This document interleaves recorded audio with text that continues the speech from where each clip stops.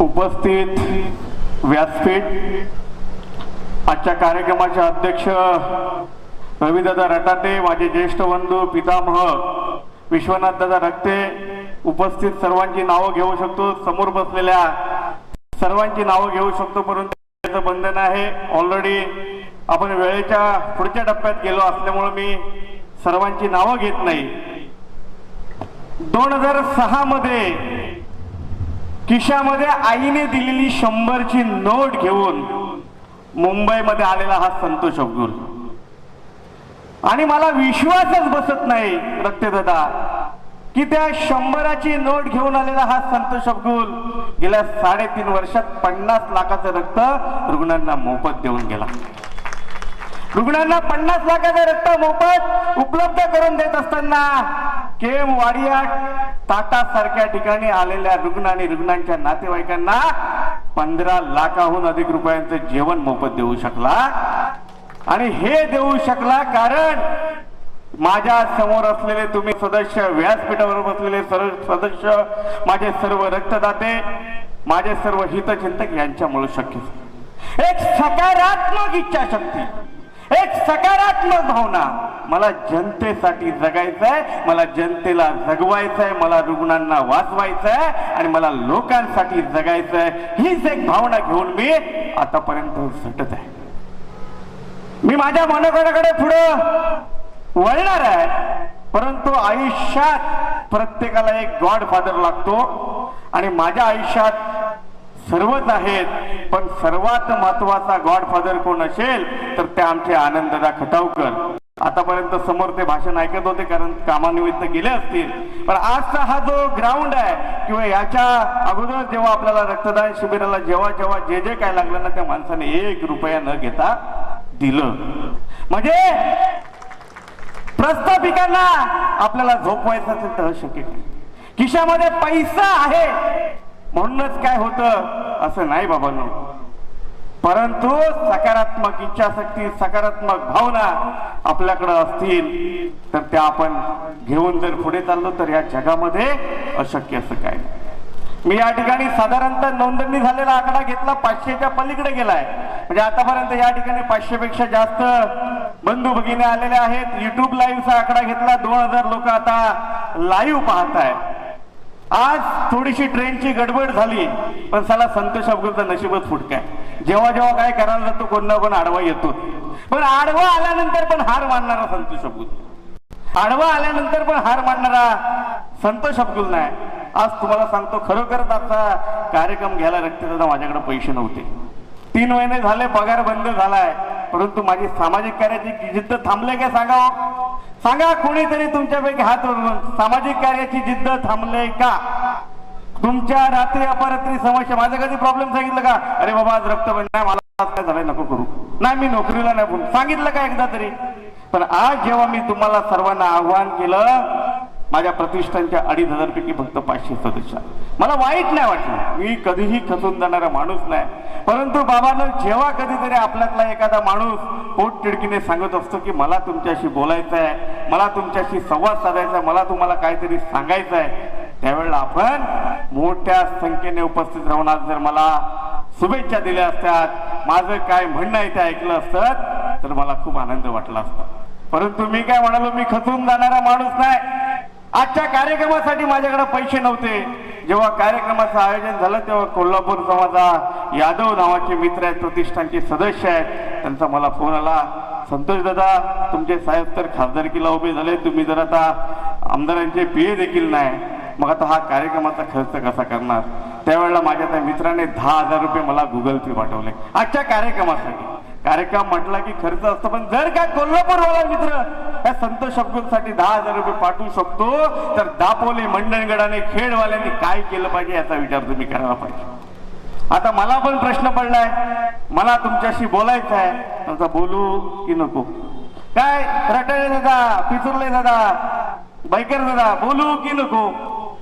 आता तुम्ही सर्वांनी सांगितले बाबा एकदाचा निर्णय घेऊन टाक, घेऊ की नको? मनोहर दादा काय वाटतंय? कुणाकोणाला वाटतं संतोष अब्दुलनी निर्णय घ्यावा?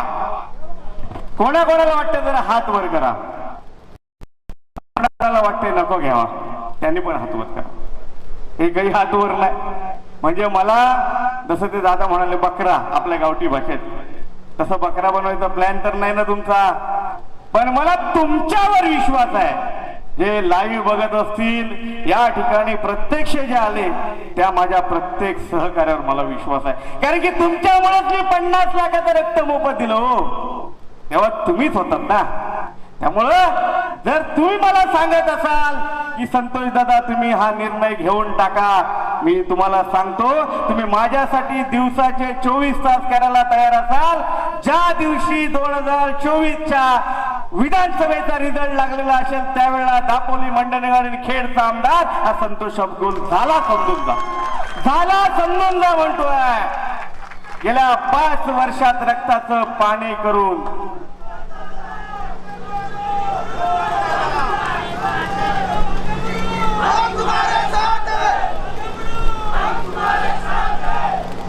या ठिकाणी गेल्या 5 वर्षात मी जे काय रक्ताचं पाणी करतोय बाबांना, मी या समाजकार्यात आलो ना, आमदार बिमदार होणं माझं स्वप्न नव्हतं, पण माझं पाय गुण एवढं चांगलं आहे. या ठिकाणी आमचे संदीप दादा आहेत चिखलीचे, हे चिखली गाव आहे ना दापोली तालुक्याच्या नकाशात आहे की नाही हेच कोणाला माहिती नव्हतं.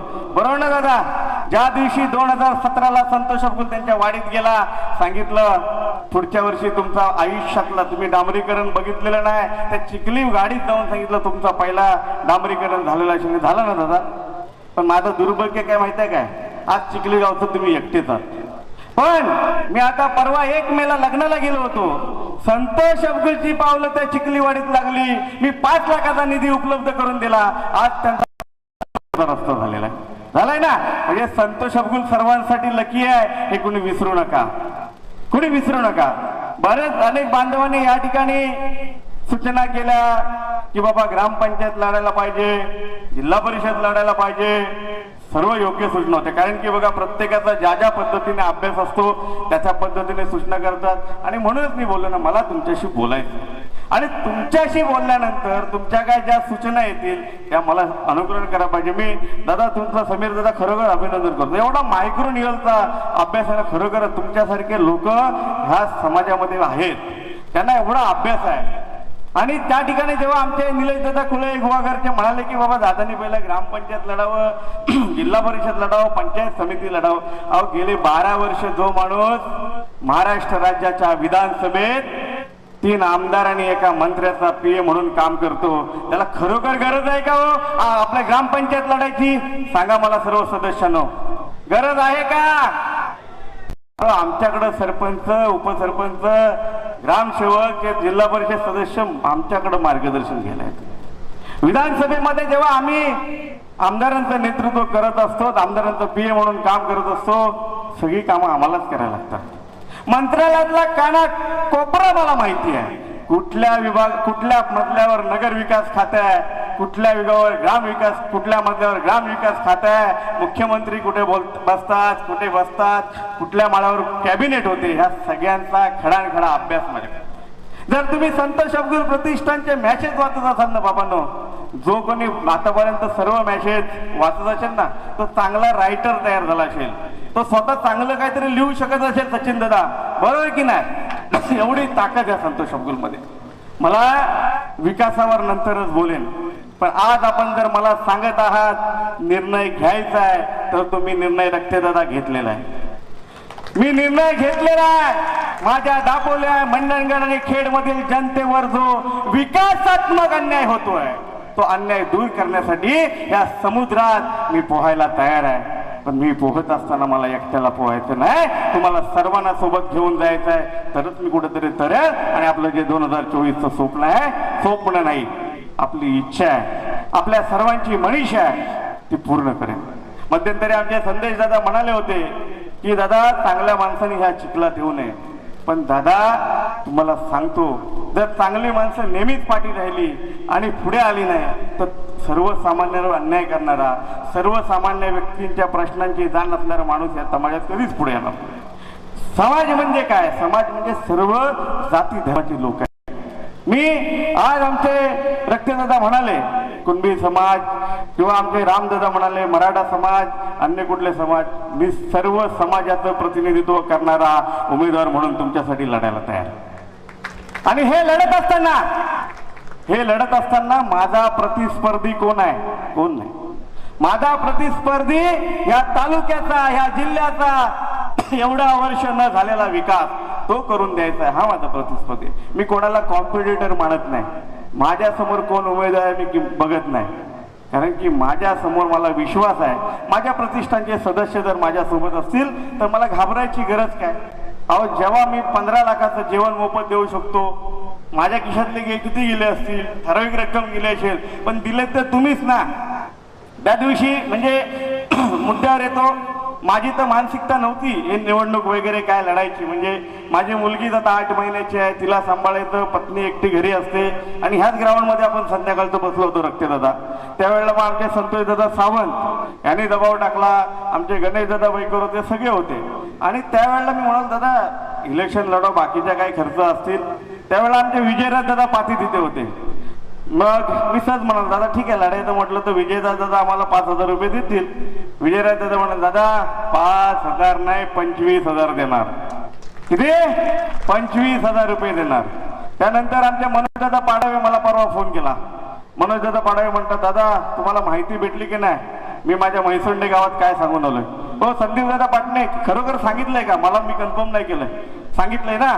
तर संदीप दादा पाटणे मला ते मनोज दादा पाडवे म्हणून मी माझ्या गावात सांगितलंय येणाऱ्या विधानसभेला आम्ही संतोष दादाला उभी करणार आहोत. त्यांना इलेक्शनला ते पैसे देऊ शकत नाही, तुम्हाला बस आणायला देऊ शकत नाही, बसचा खर्च मनोज पाडवे करणार आहे.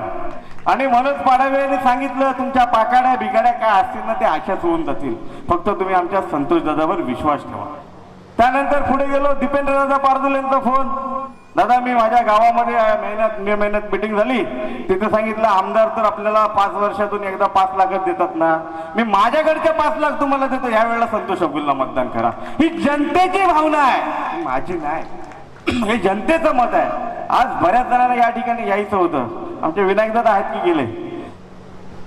ते मुलुंडला जाणार होते, गेले. तर त्यांचे सदस्य होते, मला प्लॅटफॉर्म देणारे ते होते. आणि त्यांना परवा फोन केला की दादा आता परवा थोडंसं पाणी पिऊन घेतो, बऱ्याच जणांना भविष्यात पाणी पाजायचं आहे. त्यामुळं दादा तुम्ही त्या ठिकाणी मनोगत व्यक्त करायला पाहिजे. तर ते म्हणाले दादा मी माझ्या विकासाच्यासाठी पुढे गेलोय, पुढे व्यासपीठावर येऊ शकत नाही. मी म्हणाल दादा ठीक आहे, तर तुम्हाला वाटत असेल संतोष अब्दुल भविष्यात येऊन विकास करणार नसेल तर त्यांच्यासोबत जा, पण 2024ला परत माझ्याकडेच विकासासाठी यावं लागेल. कारण की मला ही दापोलीतली जनता आता काही शांत बसून देणार नाही. समीर दादा तुम्हाला सांगतो, आज संतोष अब्दुल दापोलीतल्या मंडणगडच्या खेडमधल्या नाही तर रत्नागिरी जिल्ह्यातल्या प्रत्येक उंबिरड्यात पोहोचलेला आहे. संतोष अब्दुल नाव माहिती आहे. भले माझा चेहरा मी का आमिर खान सारखा शाहरुख खान सारखा दिसायला सुंदर नसल्यामुळे घरोघरी चेहरा पोचला नसेल, पण संतोष अब्दुल हे नाव पोचलेलं आहे. लोकांना जीवनदान देणारा माणूस म्हणून संतोष अब्दुल पाहिलं जातं. तुम्हाला सांगतो आज मंडणगडमध्ये एखाद्या गावात एखादा रुग्ण आजारी पडला, त्याच्या शेजाऱ्याला माहित नसतं, पण संतोष अब्दुलला माहिती असतं. बरोबर की नाही? मला प्रकाश दादा बरोबर की नाही माहिती पडतं का कोण शेजारी आहे? मग ह्यासाठी मला सांगा तुमचं कोण आणि आमचं कोण हे ओळखण्याची आता गरज झाली. बघा आज तुम्ही तुमच्या स्थानिक कोण नेते असतील, नेतृत्व असतील, आमदार असतील, त्यांच्यासोबत गेल्यानंतर तुम्ही जरा दचकूनच बसता. मी पहिलंच सर्वांना सांगितलं होतं मला कोणी साहेब बोलायचं नाही. साहेब म्हणजे दुरावा आणि दादा म्हणजे मी तुमच्यातला आहे. आणि तुमच्यातला कोणीही सजेल इथं आता स्टेजवर आला माझ्या खांद्यावर हात ठेवू शकतो की नाही? तुमच्यातला मला कोणी रात्री 12 वाजता 1 वाजता फोन करू शकतो की नाही? तुमच्या मनातल्या भावना सांगू शकता की नाही? मग तुमच्यातला जर आमदार झाला तर तुम्हाला चालणार नाही का? ह्यांना काय आपण खंडून दिलेलं आहे काय? 7/12 यांच्या नावावर केलंय का?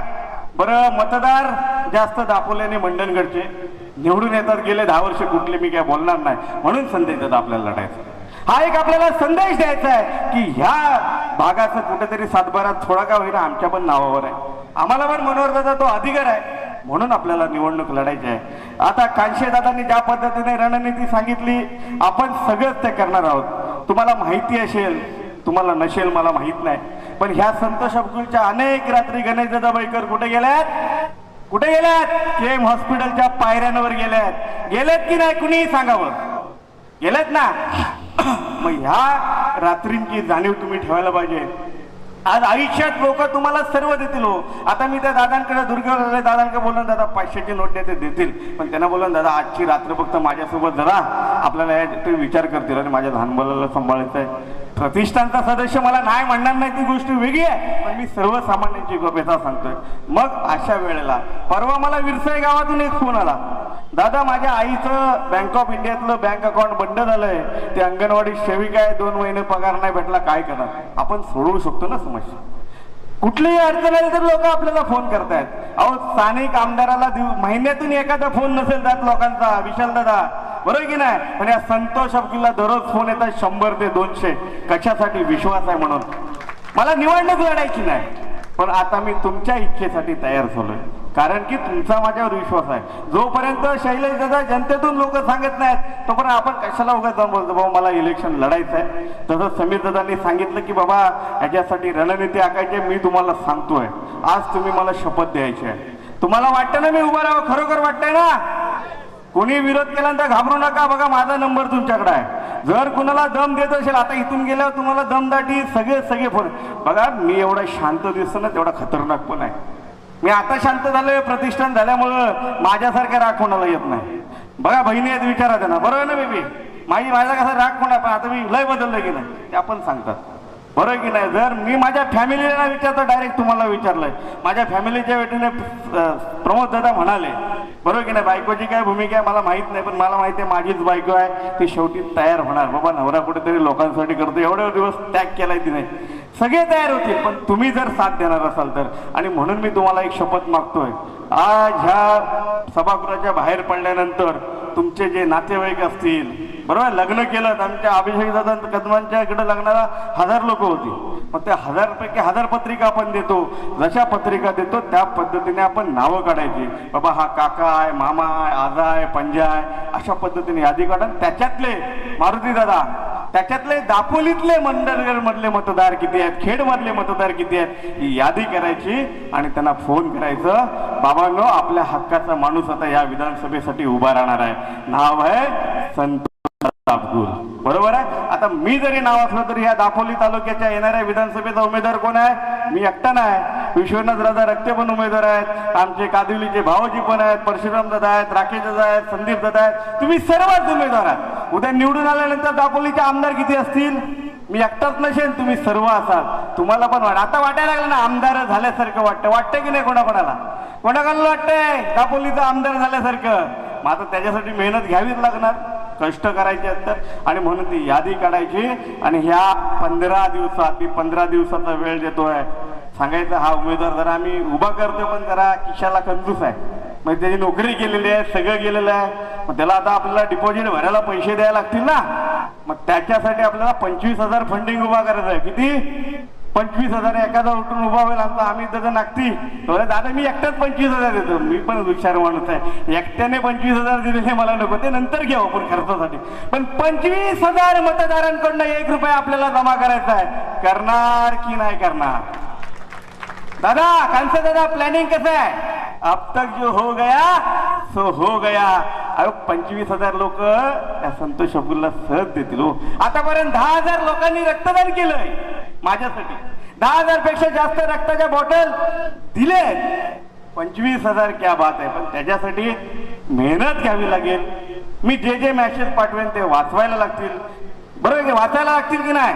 जोशी दादा त्या हिंदूच्या हॉस्पिटलचं एक काम सांगितलं, मी माझ्यापरीने रिस्पॉन्स दिला.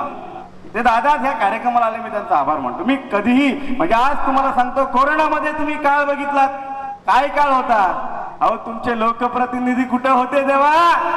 आणि हा संतोष अब्दुल 150 पेक्षा जास्त कोरोना रुग्णांचे प्राण वाचवण्यासाठी आघाडीवर होता. मी वाचवले नाही, मी प्रयत्न केले, त्यांच्याशी संवाद केला, आज ते लोक मला आशीर्वाद देतात, बरोबर की नाही? असे ठराविक प्रसंग माझ्याकडे आले. तुमच्यापैकी कोणी कोरोना रुग्णाला, म्हणजे जे मयत झाले त्यांना मिठी मारली सांगावं, कोणी सांगा. मनीष दादा मारले का मिठी? मी मारले. मला जीवाची काळजी नव्हती का? मला तेव्हा भीती नाही का वाटली? मला तर आमदार व्हायचं, मी कशाला मिठू? मला आमदार व्हायचंच नव्हतं. मला लोकांचे प्रश्न सोडवायचे होते, मला लोकांच्या मनावर राज्य करायचं होतं. आणि आज मनावर राज्य करता करता जर लोक सांगत असतील बाबा आता उभं राहतं, राहायलाच पाहिजे ना. लोक सांगत असतील तर लोकांच्या हितासाठी झटलंच पाहिजे. म्हणून आपल्याला काय नारा आजचा नारा काय 25,000 रुपये जमा करायचे. करणार की नाही? कोण कोण करणार हात वर करा. घाबरू नका कोणाला. तुमच्या वाडीत कोण प्रस्तावित नेते मंडळी आहेत ना, जेवढे पण दापोलीतले मंडणगडचे, त्यांचा कोणाला रुग्णाला रक्त लागलं ना मलाच फोन करतात. रुग्णाला ऍडमिट करायचंय ना मलाच फोन करतात. आपण करतो मदत. आपण मदत करताना हा ह्या पक्षाचा, हा ह्या जातीचा, ह्या धर्माचा आपण कधीही त्या पद्धतीने विचार केलेला नाही. बरोबर की नाही? आपण एकच विचार केलाय, सर्वांचा विकास करायचा, सर्वांचा कल्याण करायचा. जो जो दिनदुबळा आहे, जो जो माझ्या आणि बाकीच्या आता चंद्रकांत दादा दुर्गुले घाबरायचं नाही. संतोष अब्दुल दापोली मंडणगड खेडचा विचार करताना पूर्ण कोकणाचा करत होता. उद्या जर आमदार झाल्यानंतर परत आपला अजेंडा एकच आहे, पूर्ण कोकणाचा विकास.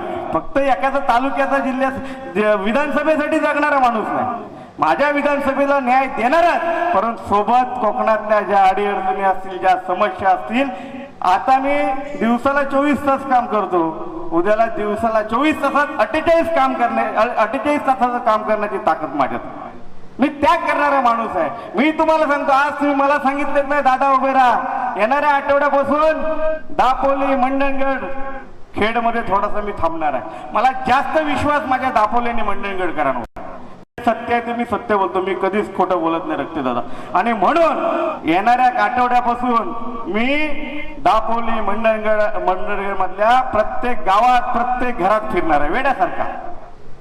बरोबर की नाही? प्रत्येक घरात जाणार. बाबा हे माझं पॅम्पलेट आहे, मी असं असं केलंय, मला तुमचा आमदार म्हणून उभं राहण्याची इच्छा आहे. बाबा तुम्ही असं का, मग लोकांपर्यंत मी पोहोचणार आहे. पण ज्या पद्धतीने मी पोहोचेन, तुमच्या प्रत्येकाचा डीपी काय पाहिजे?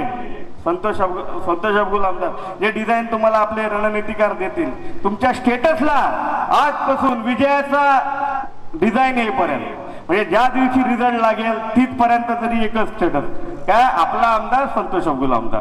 ठेवणार की नाही ठेवणार? कोणाला घाबरू नका, मी हाय. कोणी दम देतात मला हलूच मॅसेज टाका दादा असंच आहे. आपलं नेटवर्क लय भारी आहे, मुंबईपेक्षा गावी पण आहे. म्हणजे मी आता इथं आहे, कळंबटला काय गडबड झाली तिथं 5व्या मिनिटाला दादा आपला माणूस पोहोचू शकतो. हे नेटवर्क आहे गांचे दादा आपलं. फक्त आपण तसं कसं म्हणाला शिवाजी महाराजांच्या गनिमी काव्याने जायचं. अहो गनिमी काव्याने तर प्रार्थना दिंडी पण यशस्वी केली. मला त्या ठिकाणी आंबेत खाडी फुलासाठी लढतोय ना, फेरी बोटवाले मारायला उठले. अहो जे मला मारायला उठले त्यांना मी कायमचा हद्दपार केला. हाय काय फेरी बोट आता? नाही ना. पण तुम्ही सर्वांनी मला साथ दिलीत. 20,000 लोकांची पत्र आपण त्या मंत्र्यांना नेऊन दिली. तेव्हा कुठे रक्तदानाचा 4 वर्ष पिलर रक्ताची बॅग दिली, 1:30 वाजता दिली की नाही? हे तुमच्यासाठी तुमचा आता जे कोण लोकप्रतिनिधी हात करतील का हो? काय जमले दादा? मग तुम्हाला मेहनत घ्यायला लागेल. मला सुनील दादा टेमकरांचं अभिनंदन वाटतंय. काल मला सांगितलं होतं दादा मला काही यायला जमणार नाही, सुट्टी भेटणार नाही, बर्थडेच्या शुभेच्छा दिल्या गेम उलटा. दादा उद्या फॅमिली घेऊन येतो, वहिनींना घेऊन आले. असे सदस्य आहेत माझ्याकडे. तुम्हाला सांगतो, तुम्ही फक्त करा, बाकीचं माझ्यावर सोडा. 15 दिवसांत 25,000 जमा झालेले असतील की नाही झालेले असतील सांगा?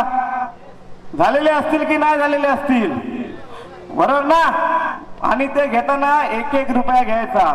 त्या व्यक्तीला आपण एक पॅम्पलेट बनवून देऊ तुम्हाला. त्या व्यक्तीला त्या द्यायचं, त्यांचा आभार मानायचे, त्यांची नोंद घ्यायची. आणि ते मतदार असले पाहिजे.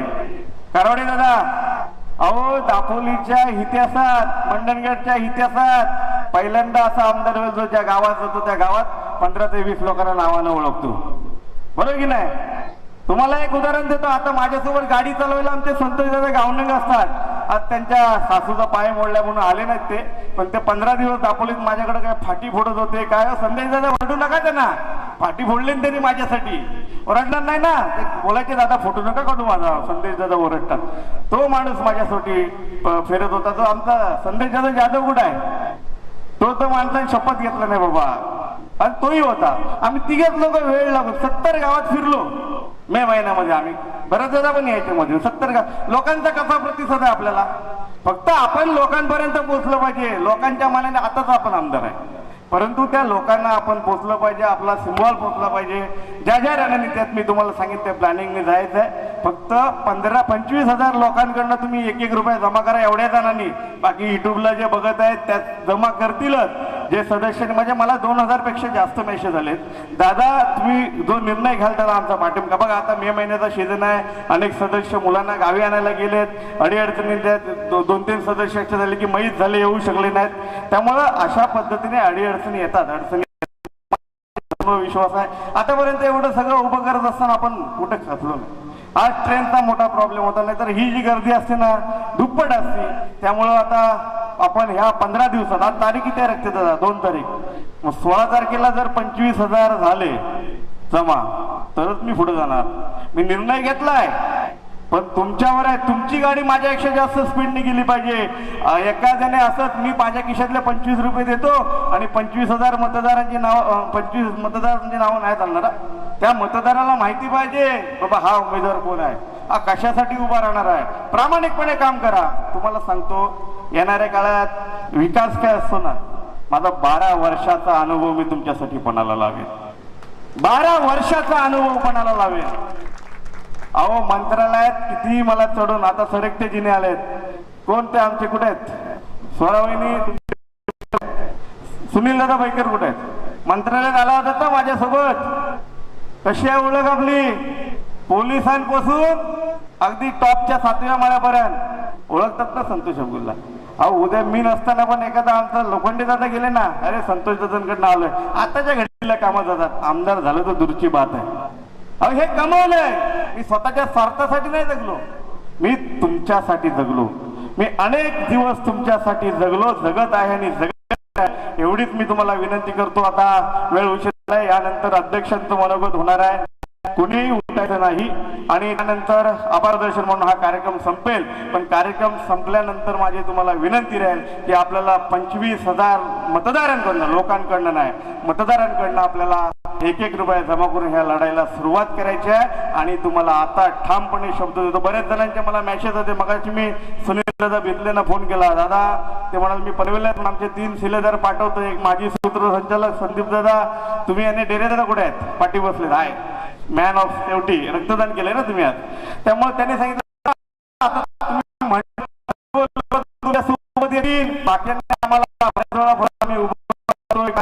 माझ्या रक्तात फसवणं हा गुणधर्म नाही. हा संतोष अब्दुल नाही. लढणार ते तुमच्यासाठीच लढणार, तुमच्या हक्कासाठीच लढणार. फक्त तुम्ही 25,000 रुपये 25,000 मतदारांकडून 16 तारखेपर्यंत जमा कराल हा मला विश्वास आहे.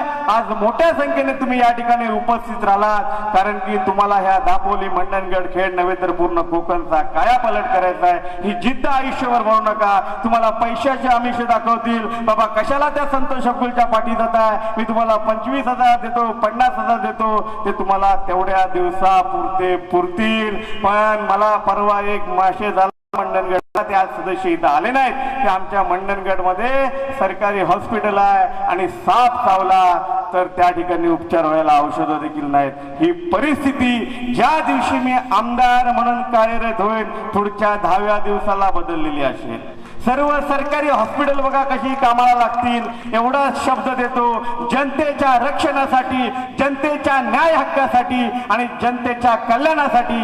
आजच तुम्हाला शब्द देतो, हा संतोष अब्दुल सदैव तयार आहे, सदैव तयार आहे, सदैव तयार आहे.